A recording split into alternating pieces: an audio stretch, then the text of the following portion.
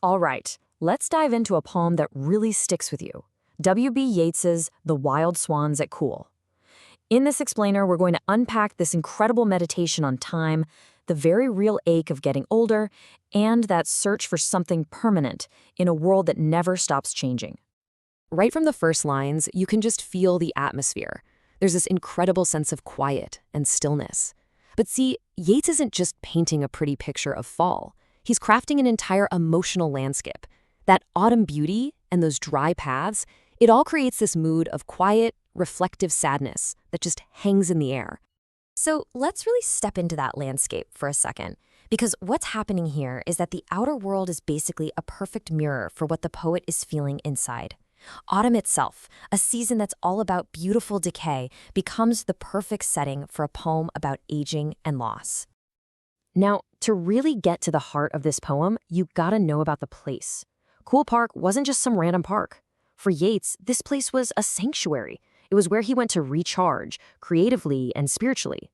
And that deep, personal connection is exactly what makes the change he's feeling there now feel so much more painful. What's so fascinating is how Yeats is kind of standing between two different worlds here. On one hand, you have this beautiful, natural setting that feels like it's straight out of a classic romantic poem. But then, Yeats does something totally new, something distinctly modern. He turns that whole landscape inward, using it as a mirror for his own anxiety, his own feeling of being unsettled. And now we get to the absolute core of the poem, this painful, sharp awareness of time just slipping away. This is the moment where that quiet melancholy we felt at the beginning really deepens into a genuine ache. 19. It's such a specific number, isn't it?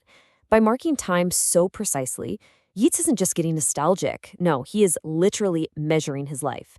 He forces us, the reader, to feel the real, concrete weight of those 19 autumns that have passed since he first stood there counting those swans.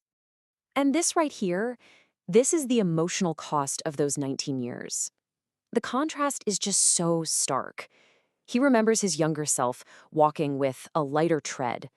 But now his heart is sore.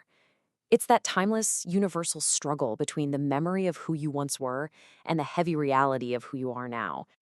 And really, it all just boils down to this one simple, devastating line. It's not just that he feels older. It's that everything feels different. This short, heavy phrase carries all the weight of his personal disappointments, this feeling that the world he used to know has just vanished. So against this backdrop of human sorrow, Yeats introduces something else, a powerful counterpoint, the swans. But let me tell you, these are way more than just birds. They are brilliant, powerful, and seemingly eternal creatures. To really get what the swans are doing here, we need to think of them as archetypes. You know, these universal symbols that tap into really deep, shared human experiences. For Yeats, these swans are just loaded with timeless ideas about life, beauty, and even the soul. So what do they symbolize? Well, basically, they represent everything this speaker feels like he's losing. He sees them lover by lover, a symbol of passion that never fades. They have this timeless energy and beauty. And for a poet like Yeats, this is huge.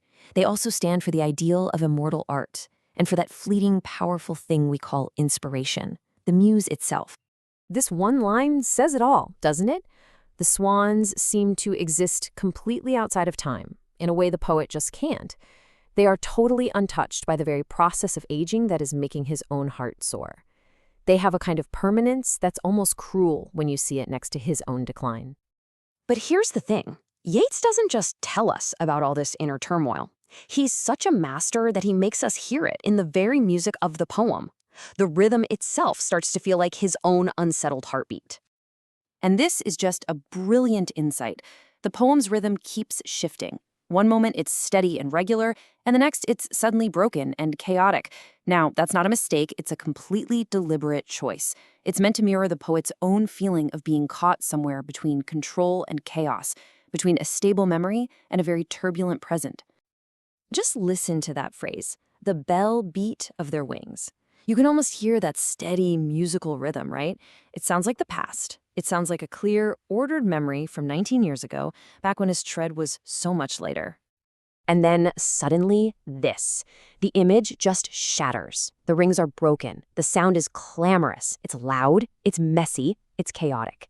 The rhythm completely breaks down, and it mirrors the wild flight of the swans, and more importantly, the poet's own inner anxiety and his fear of losing control.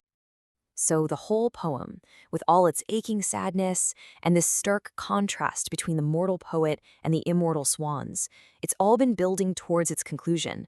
But if you're looking for a neat little answer, Yeats isn't going to give it to you. Instead, he leaves us with this profound and haunting mystery. And this is the poem's final, brilliant turn. After all this reflection on the past and the present, it suddenly pivots to stare directly into an uncertain future. All of that emotion gets funneled into one single, unresolved question. So what is he actually afraid of here? Well, it's a fear I think we can all understand, especially if you're an artist. It's the fear that the things that give your life meaning, beauty, inspiration, are not actually permanent. It's the fear that even these swans, which seem so eternal, might one day just disappear. And this final question just captures that ultimate fear perfectly. What happens when the well runs dry? The poem leaves us right there, with the poet imagining a future where he wakes up completely alone. And it forces us to ask ourselves, what's left when the very source of our soul's delight has vanished?